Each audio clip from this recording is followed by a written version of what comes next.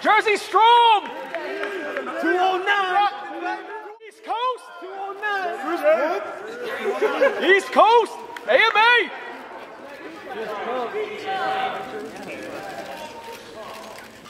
When you're done. Is it somewhat surreal for you to be up here, not to fight on Fox? You had one fight in the UFC, you've been through a lot over the last couple of years, you fought in Strikeforce. If you could just describe your emotions getting this opportunity on Fox. Well, it feels great. You know, my first fight in the UFC was in Chicago a couple months ago, and my knockout, my performance got me here, so I'm just blessed to be fighting in the best fighting organization there is, and I'm very happy to be here, and I'm not going to let this opportunity pass me up. I'm going to go out here and give it up my all. The whole goal of fighting for me is to get to the belt. You know, nothing else matters. Second place, third place, none of that matters. Whoever holds the belt is somebody, and that's all I care about. So the pressure of winning this fight, I got to win every fight to get to where I want. And so it's just another stepping stone, I see it as. And my last fight doesn't matter. It's in the past. Just get better and put on a good fight for you guys. For the record, kid, I'm not a stepping stone, and I see this fight a big opportunity for me to make that run again. And John Hendricks isn't going to win this fight, so.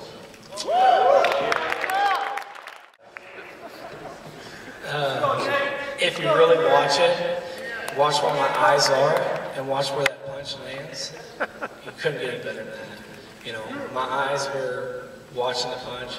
He tried to throw a jab to stop it, but my left hand's a little bit more powerful than a jab, so I would take that any day, and I will take that any day. Exciting fight for me. You know, no matter what happens, I'm excited. You know, I can't wait to put on a great show for the fans.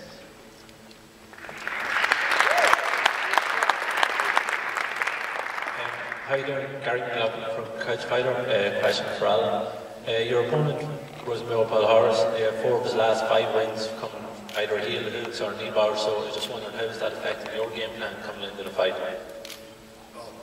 Obviously, that's totally changes everything. You know, you have to get ready for heel hooks and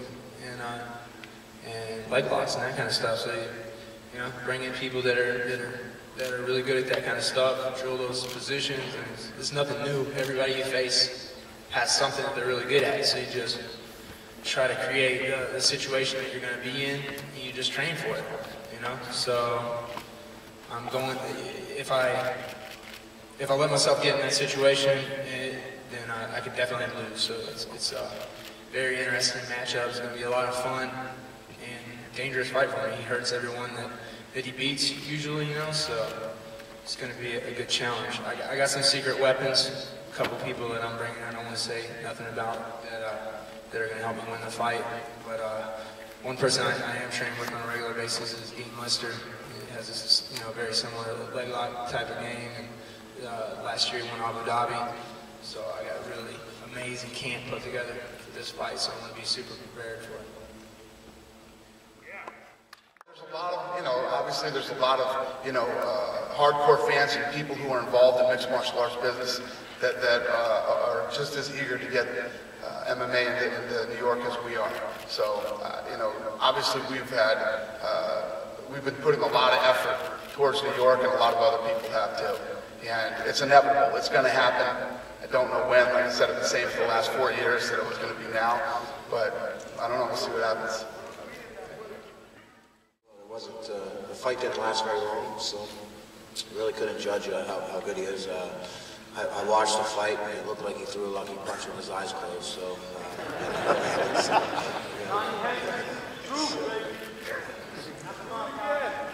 All right, Sean, I'm going to ask you for your response to that.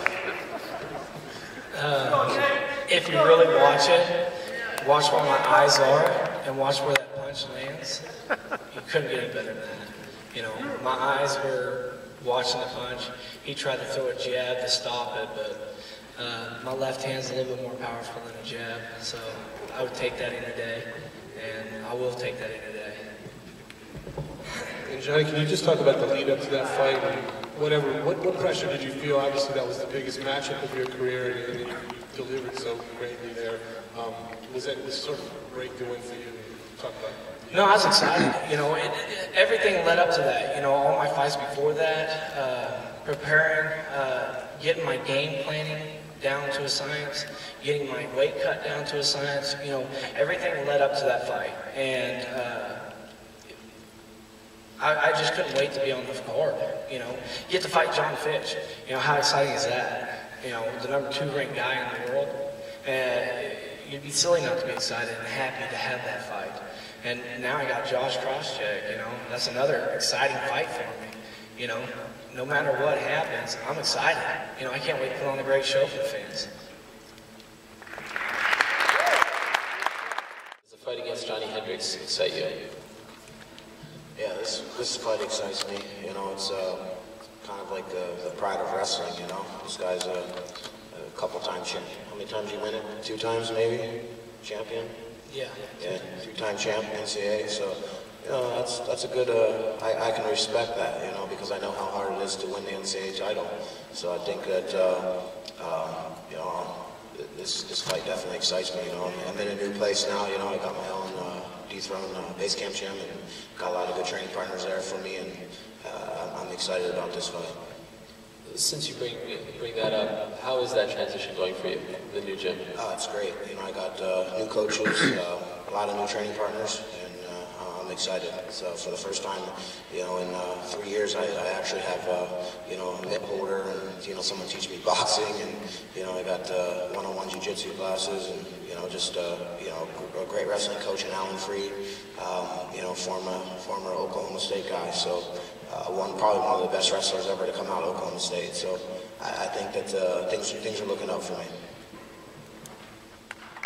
Someone else that I didn't think was, I don't know, the right fight for me. And Joe was kind of like, well, there's nobody else unless you want to fight Paul Harris, and nobody wants to fight him. And to me, that made perfect sense. I know it was a dangerous fight, but I know it would put me where I wanted to be. And I really want a challenge. I need a challenge at this point, you know. So, no, I don't know. I can't really say that the other guys don't have a big name or you know, they're not good fighters. Everybody's amazing, and but really, I need the top guys to really challenge me right now and to find out where I'm at. So, I don't want any easy fights, no warm-up fights, anything like that. So I just want to jump back in there and, you know, take the challenge. He's got great jits as well. What's your game plan here? To fight him. You know, there are really no plans going into it. He's a very well-rounded guy. He did look great in his last fight, but I'm a different fighter than Cerrone, so I'm not expecting the fight to be the same. You know, I'm just going to train to get better everywhere and try to make him fight my fight when I get in there. You know, this is a really exciting one. I'm really fired up and have a ton of respect for him. His whole camp is a great group of guys. So I know what he's training with every day. So you know, I really have a fire in my ass on this one, and you know, I'm looking to come in the best I've ever been. And Nate, can I just get your perspective on what you think about Benson Henderson's performance against Frankie? I think they both did really good fight, and that's it.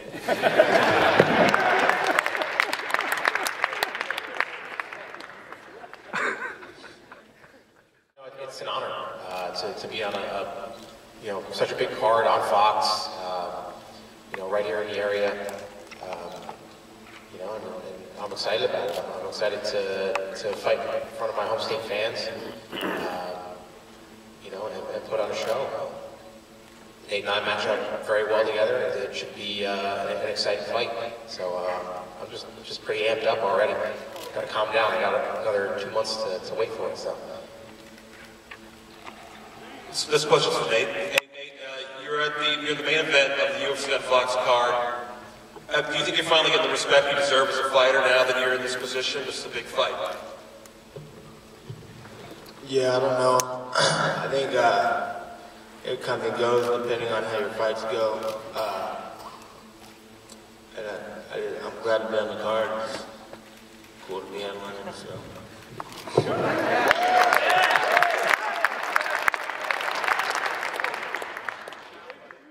You don't fight aggressively, maybe lay and pray, things like that. Jim is known for being an aggressive fighter. He's got a lot of finishes. So is that the kind of matchup that excites you? Yeah. Sometimes you get those guys who sit there and hold on, or the guys who run around and get away with it for 5 rounds or 3 rounds, whatever. So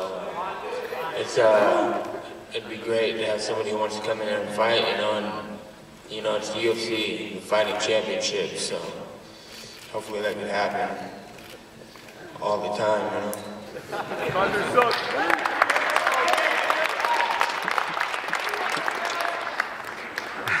Question for Jim. So when you look at where Benson Henderson is, and after the light middle championship, do you ever look back at that fight and sort of curse your luck that you came in possibly, with a kidney infection, and think what could have been? Stuff happens, basically. Yeah, I kicked myself. I should have known something was going wrong.